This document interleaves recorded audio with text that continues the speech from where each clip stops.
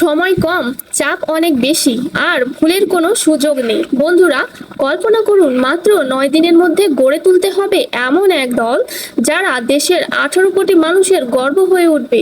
শুনতে সহজ, কিন্তু বাস্তবে এটা এক যুদ্ধের মতো। এই ভিডিওতে আমি জানাবো কে হতে পারে স্কোয়াডের 1 নম্বর চমক, কোন খেলোয়াড়কে বাদ দেওয়া হলে শুরু হবে বিতর্ক, আর কে সেই গেম চেঞ্জার যাকে ছাড়া দলই অসম্পূর্ণ।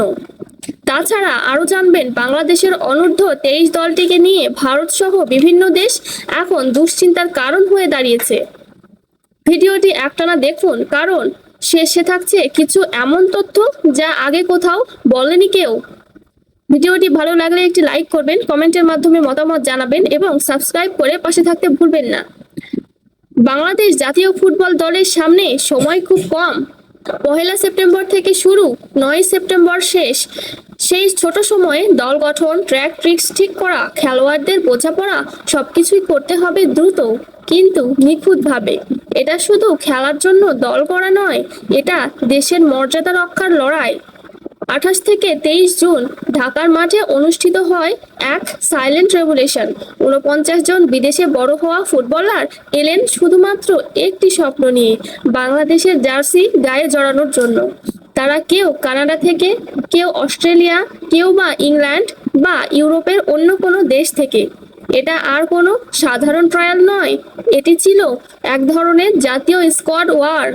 2 ভাগে ভাগ করা হয়েছিল সবাইকে, আন্ডার-19 ও আন্ডার-23, এবং এখান থেকে শুরু হয় নতুন ইতিহাসের লেখা। এই ট্রায়াল থেকে মোটামুটি নিশ্চিতভাবে জানা যাচ্ছে অন্তত 6 থেকে 8 জন বিদেশে বড় হওয়া ফুটবলার সুযোগ পেতে যাচ্ছেন বাংলাদেশের স্কোয়াডে। এটা শুধুই কি বিদেশিদের প্রাধান্য? না, বাংলাদেশ ফুটবল ফেডারেশন এবার নতুন এক ফর্মুলা নিচ্ছে। দেশি বিদেশির মিলিত এক শক্তিশালী স্কোয়াড গঠনের পথে হাঁটছে তারা। আর তার প্রথম প্রমাণ হলো ফাহমিদুল। ইতিমধ্যে জাতীয় দলের জার্সিতে খেলছেন, কিন্তু এবার তাকে রাখা হচ্ছে অনূর্ধ্ব-23 দলের প্রধান ভরসা হিসেবে। কারণ এবারের প্রতিপক্ষ কিন্তু হালকা না, ভিয়েতনাম, সিঙ্গাপুর, ইয়েমেন। এই 3 দলের মধ্য থেকেই শুধু গ্রুপ চ্যাম্পিয়ন দলই পাবে মূল এশিয়া কাপে খেলার সুযোগ। এবার বলি সেই নামটি যেটা শুনলে আপনি কানেই বিশ্বাস করতে পারবেন না, কিউবা মিচেল। ইংল্যান্ডের সান্ডারল্যান্ডে অনূর্ধ্ব-21 দলে খেলা এই ডিফেন্ডারকে বাংলাদেশের অনূর্ধ্ব-23 দলে অন্তর্ভুক্ত করার পরিকল্পনা নেওয়া হয়েছে। আপনার মনে প্রশ্ন জাগতেই পারে, ইংল্যান্ডে খেলে সে বাংলাদেশে আসবে কেন? কারণ হচ্ছে তার পরিবার বাংলাদেশের, এবং ফুটবল ফেডারেশন এবার এমন প্রতিভাবান প্রবাসীদের টার্গেট করে একটি বিশেষ স্কাউটিং করেছে, যার ফলে মিচেলের মতো খেলোয়াড়রাও এখন দেশের হয়ে খেলার জন্য রাজি। যার ফলে মিচেলের মতো খেলোয়াড়রা এখন বাংলাদেশের হয়ে খেলতে চায়। শুধু মিচেলই না, আরও বেশ কিছু ফুটবলার আলো ছড়িয়েছেন এই ট্রায়ালে। বিৎশক চাকমা আন্ডার-19 হলেও পারফরমেন্সে তিনি সিনিয়রদেরও ছাড়িয়ে গেছেন।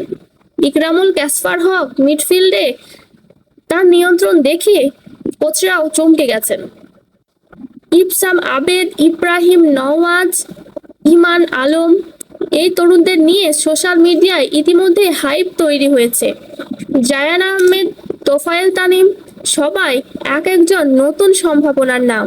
বিশেষ করে জানা যাচ্ছে কোচ হাভিয়ের কাবরেরা নিজেই এই নামগুলো নির্বাচন করেছেন, যা বুঝিয়ে দিচ্ছে এবার দল গঠন হচ্ছে সম্পূর্ণ প্ল্যান অনুযায়ী। এখানে একটি বড় প্রশ্ন হচ্ছে, এই দলকে পরিচালনা করবেন কে? জাতীয় দলের কোচ হ্যাভিয়ার কাবরেরা হয়তো ব্যস্ত থাকবেন মূল টিমের সাথে, তাই দায়িত্ব যেতে পারে অভিজ্ঞ সাইফুল বারী টিটোর হাতে, যিনি আগেও জুনিয়র স্কোয়াড নিয়ে সাফল্য দেখিয়েছেন, এবং তিনি হবেন ট্রেনিং ক্যাম্পের দলের মূল নির্মাতা। খেলা শুরু হবে 1 সেপ্টেম্বর থেকে, চলবে 9 সেপ্টেম্বর পর্যন্ত, মানে হাতে আছে মাত্র 5 থেকে 6 সপ্তাহ। এই সময়ের মধ্যেই গড়ে তুলতে হবে 26 জনের সেই ফাইনাল স্কোয়াড, যেখানে থাকবে অভিজ্ঞতা, স্কিল এবং তারুণ্য একসাথে। এটাই হচ্ছে বাংলাদেশ ফুটবলের লাস্ট চান্স এশিয়া কাপে ঢোকার। আজ থেকে বছরখানেক আগে কেউ ভাবতে পারেনি ফুটবলের নজর কাড়বে বাংলাদেশ। বর্তমানে ফুটবলের পাওয়ার হাউস হয়ে উঠেছে বাংলাদেশ।